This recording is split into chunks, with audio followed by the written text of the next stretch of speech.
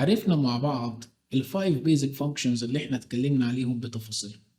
دلوقتي هنتكلم على جزء البيرسونال اللي بيهم كل موظف شغال عندي في إدارة الموارد البشرية عشان يقدر إن هو يأمن موقف الشركة بما يتناسب مع ضوابط قانون العمل اللي احنا بنشتغل بيه داخل جمهورية مصر العربية. مادام ذكرنا قانون العمل يبقى لازم نعرف احنا شغالين بأي قانون عمل موجود. احنا بنشتغل بقانون رقم 12 لسنة 2003. يهمنا كمان ان احنا نعرف معنى كلمة العامل. هو ده معناه في قانون العمل كل شخص او كل موظف بيعمل عندي لقاء راتب او اجر شهري داخل الاورجنايزيشن، وان الوزير المختص بتحديد الضوابط الخاصة بقانون العمل هو وزير القوى العاملة. طيب لما نتكلم بقى على ضوابط العمل اللي تهمنا كلنا كموظفين بنشتغل في إدارة الموارد البشرية، بنتكلم على 8 ساعات عمل للموظف يومية على مدار 6 أيام أسبوعيا. والموظف بيستحق عن فترات أو عدد ساعات العمل أو فترات العمل الخاصة بيه على مدار الأسبوع يوم راحة أسبوعية، وبيتم احتسابه كأنه يوم عمل مدفوع الأجر. فهنا الموظف عندي بيشتغل في الأسبوع 6 أيام بيستحق عليهم اوريدي يوم أجازة. عدد ساعات العمل الفعلية اللي احنا بنتكلم عليها اللي هي ال8 ساعات نقدر نضيف لهم ساعة راحة، لأن احنا بنتكلم هنا على عدد ساعات العمل الفعلية اللي ما بتدخلش فيها فترات الراحة. عدد ساعات العمل ده ممكن يزيد، طبعا ممكن يزيد، ممكن يقدر يوصل لأكتر من كده. عدد ساعات العمل حددها لنا الوزير بإنها ما تزيدش عن 10 ساعات عمل في اليوم للموظف، ما بيدخلش فيها زي ما احنا اتفقنا الفترات المخصصة للراحة الخاصة بالموظف. فترات بقى الراحة اللي الموظف المفروض إن هو ياخدها، المفروض إن هي ما تقلش في مجموعها عن ساعة. يعني عندي الموظف بيشتغل 8 ساعات وليه ساعة بريك بتضاف على عدد ساعات العمل الفعلية. يعني الموظف بيتواجد عندي داخل الأورجانيزيشن 9 ساعات، ولازم عشان أقدر إن أنا بالنسبة لي أطبق قانون العمل في النقطة دي لازم الموظف ما يشتغلش عندي أكتر من 5 ساعات متواصلة ورا بعض داخل الأورجانيزيشن. ممكن أشغله 4 ساعات وأديله ساعة بريك وبعدين يرجع يكمل ال4 ساعات مرة تانية. الأجازة الأسبوعية اللي العامل بيحصل عليها لازم ما تقلش عن 24 ساعة، نظير عدد ساعات العمل اللي الموظف قضاها عندي في الشغل، واللي هي بيتم احتسابها ب 48 ساعة أسبوعيا زي ما احنا اتفقنا مع بعض. قانون العمل اتكلم معانا على الأجر. طبعا احنا اتكلمنا على جزء الأجر في البارت الخاص بالكومبنسيشن اند بنفيتس، بس لازم نعرف ك HR بروفيشنالز ايه هي النصوص اللي قال عليها قانون العمل الخاصة بالأجر. الموظفين المعينين عندي داخل الشركة اللي هم بيتقاضوا راتب شهري بيتم تأدية الأجور الخاصة بيهم مرة واحدة على الأقل في الشهر. في عندي شركات بتقسم الراتب الشهري لمرتين وبتدي دفعة كل نص شهر. فبالنسبة لي هنا على الأقل بدفع الراتب الشهري مرة واحدة كل شهر. الموظفين المعينين بأجر عندي داخل الشركة أو العمال اللي بتقاضوا أجر عندي داخل الشركة بيتم تأدية أجورهم مرة واحدة أسبوعيا على الأقل.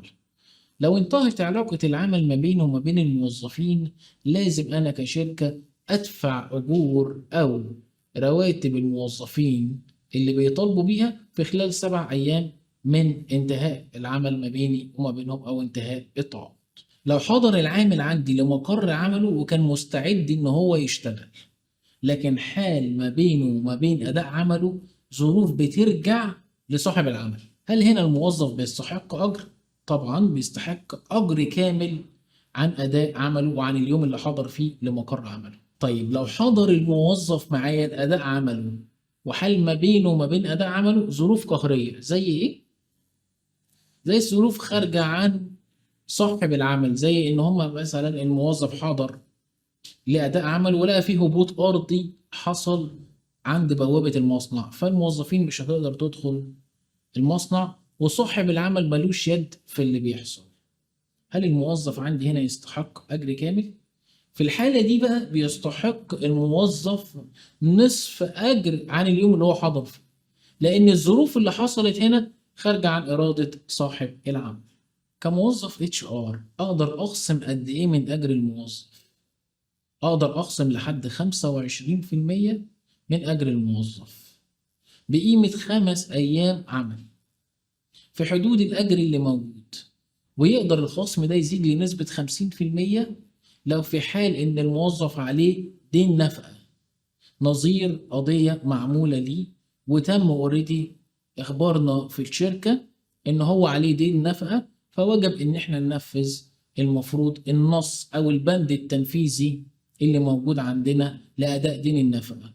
وساعتها أقدر إن أنا أرفع نسبة الخصم في راتب الموظف لنسبة تصل ل50%. أداء الأجور للموظفين عندي داخل الشركة لازم نخلي بالنا منها كموظفين شغالين في إدارة الموارد البشرية، لأن ذمة صاحب العمل لا تبرأ من الأجر اللي المفروض يديه للموظف إلا في حال إن الموظف قال إن هو استلم الأجر الخاص بيه ومضى على إن هو تم استلام أجره. طيب أنا كموظف همضي كل الموظفين اللي عندي داخل الشركة على كشوف استلام رواتب؟ لا طبعا. في الحالة دي لو احنا حولنا الراتب على حساب الموظف اللي مسجل باسمه وتم إدراك في البنك إن ده راتب شهري، هنا بتبرأ ذمة صاحب العمل من الراتب الشهري اللي أداه للموظف، في حين إن احنا حولنا له الراتب الخاص بيه وفي معانا مستند بنكي يثبت إن احنا حولنا ليه الراتب الشهري. الأجر الإضافي عندي بيتحسب إزاي؟ الأجر الإضافي بيتم احتسابه عندي نظير إما عدد ساعات إضافية نهارية أو عدد ساعات ليلية. ساعات العمل النهارية بنقدر إن إحنا نحسبها للموظف الساعة بساعة بوينت 35، وساعات العمل الليلية بيتم احتسابها بساعة بوينت 70، وبيتم تحديد ساعات العمل النهارية اللي بيتم حساب عليها الأجر الإضافي أو الأوفر تايم للموظف. لو عدد ساعات عمل نهارية فبتكون قبل غروب الشمس، ولو ساعات عمل ليلية بتكون بعد غروب الشمس. وما ننساش إن في النهاية احتساب الأجر الخاص بالموظف لازم يكون عشان تبرأ ذمة صاحب العمل من الجزء ده إن هو أدى الأجور الخاصة بالموظفين عنده أو الرواتب الشهرية، إن يكون في مستند عندي إن الموظف استلم الراتب الخاص بيه عشان ما يقدرش يرجع عليا بأي إجراء قانوني. تعالوا نتكلم مع بعض على بند الأجازات. الأجازات السنوية بيتم تحديدها عندي ب21 يوم أجازة سنوي بتكون عندي للموظف. طب هل في شروط عشان الموظف يقدر ياخد الأجازة السنوية؟ أكيد. لو الموظف متعين عندي بشكل جديد داخل الشركة وهو موظف تعيين جديد، ما يقدرش يستهلك من رصيد اجازاته السنويه الا بعد مرور 6 شهور عليه على الاقل. وبناء عليه بيتم احتساب الاجازه السنويه اللي المفروض ان الموظف ياخدها بعد مرور ال6 شهور عليه، وبنحسب له الفتره السابقه اللي كانت موجود فيها ال6 شهور دي، وبننزل له رصيد الاجازات المستحق فيها اللي هو بالظبط بيكون 10 ايام ونص، ويقدر يستهلك منهم بعد مرور 6 أشهر على تعيين. الموظف عشان يقدر إن هو ياخد ال21 يوم، بالنسبة لي كل الموظفين المتعينين بيقدروا ياخدوا ال21 يوم.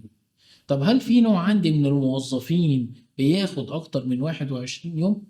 في الموظفين اللي هم entitled أو eligible إن هم ياخد 30 يوم أجازة سنوية، ودول الموظفين اللي بيكون سنهم عدى ال50 سنة، أو بالنسبة لي الموظف عدى عليه 10 سنين تأمينية عند صاحب عمل أو أكتر. وبيتم هنا إن الموظف لو متعين جديد عندي ما يقدرش برضه يستهلك من ال30 يوم أجازة السنوي اللي موجودين عنده إلا في حدود بعد ما يعدي ال6 شهور الأولى من تعيين، وبيبدأ يستهلك بيها. وهنا بعد مرور ال6 شهور بيكون لي رصيد أجازات سنوي عندي 15 يوم سنوي.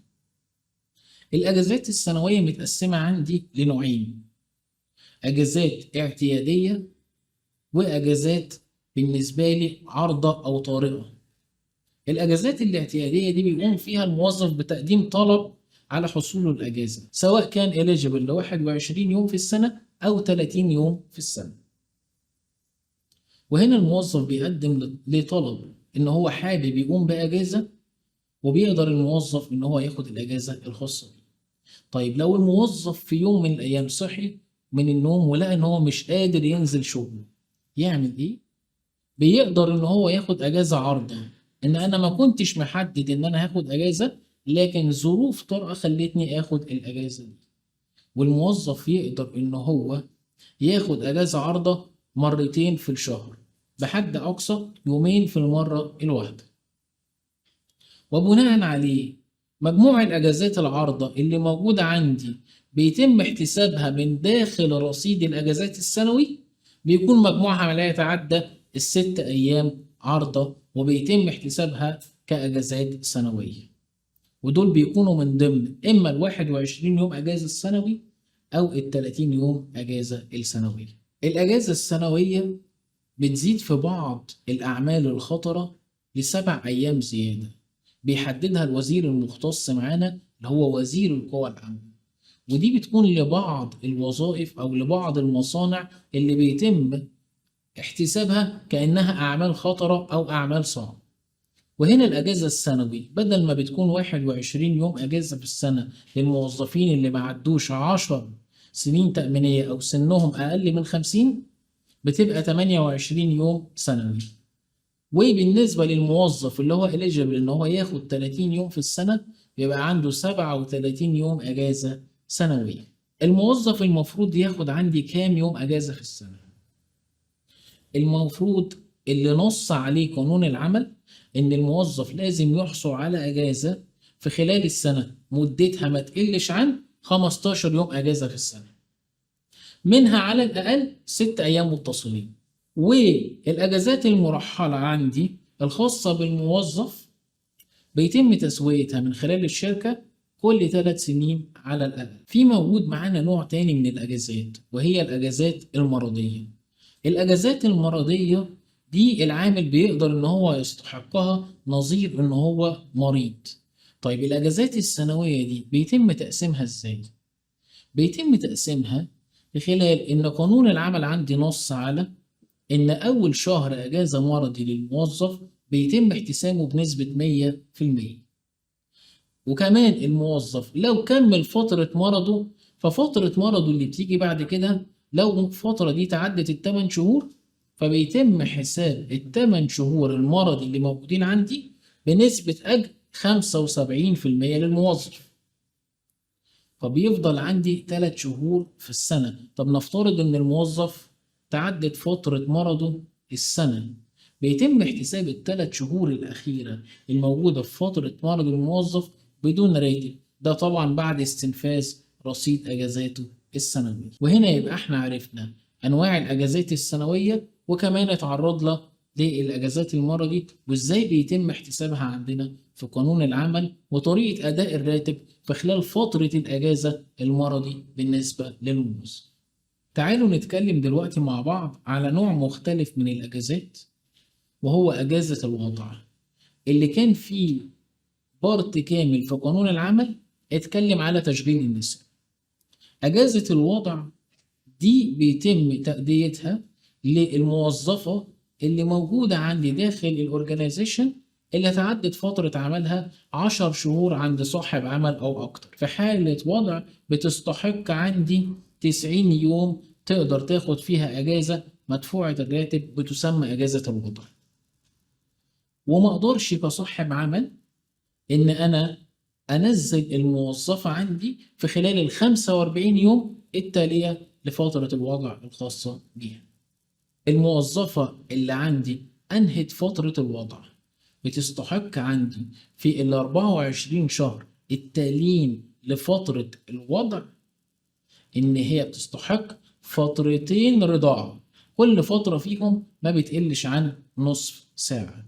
وفي بعض الامبلويرز بيقدر ان هو يساعد الام اللي هي اوريدي كانت في حالة وضع ان هو بيجمع الفترتين، وتقدر ان هي تروح بدري او تقدر ان هي تخلص العمل بتاعها في فترة مبكرة وتقدر إن هي ترجع للطفل بتاعها بشكل مبكر. الجزء الخاص بتشغيل النساء تكملة لإجازة الوضع، إن أنا كصاحب عمل ما أقدرش إن أنا أستخدم تشغيل النساء أو الموظفات الفيميلز الموجودين عندي داخل الأورجنايزيشن إلا في خلال من الفترة الساعة 7 صباحا إلى الساعة 7 مساء. وفي حالة تشغيل الموظفات بعد الساعة 7 مساء أو قبل الساعة 7 صباحا، ده بيكون مخالف عندي لقانون العمل. وصاحب العمل عندي اللي بيستخدم أكتر من 100 عاملة في مكان واحد، أو جابوا قانون العمل وألزموا إن هو ينشئ دار للحضانة عندي داخل الشركة بالشروط والأوضاع اللي تم تحديدها من خلال وزير القوى العاملة. تعالوا بقى نتكلم مع بعض دلوقتي على عقد العمل الفردي. عقد العمل الفردي هو عبارة عن العقد اللي بيقوم أو اللي بينظم علاقة العمل ما بين الموظف وما بين صاحب العمل. فعقد العمل الفردي لازم يكون فيه اسم صاحب العمل وعنوان ومحل العمل اللي الموظف بيشتغل فيه. بيكون فيه اسم العامل ومهنته وكمان رقمه التأميني، وفي نفس الوقت جميع البيانات الشخصية الخاصة بيه. بيكون فيه طبيعة العمل اللي الموظف بيقوم بيها، وفي نفس الوقت بيكون فيه الأجر المتفق عليه اللي صاحب العمل هيأديه للموظف. وللعامل الحق في إن هو يستخدم كل الطرق في إثبات حقوقه من صاحب العمل. والعقد ده عبارة عن وسيلة لضمان الموظف لحقوقه، وبيتم تحرير عقد العمل ده من 3 نسخ. نسخة بتكون موجودة في التأمينات، ونسخة بتكون موجودة مع صاحب العمل، ونسخة بتكون موجودة مع الموظف لضمان. مدة الاختبار اللي بيكون فيها العامل محطوط تحت الاختبار عند صاحب العمل من بداية تاريخ عمله بتكون مدتها 90 يوم.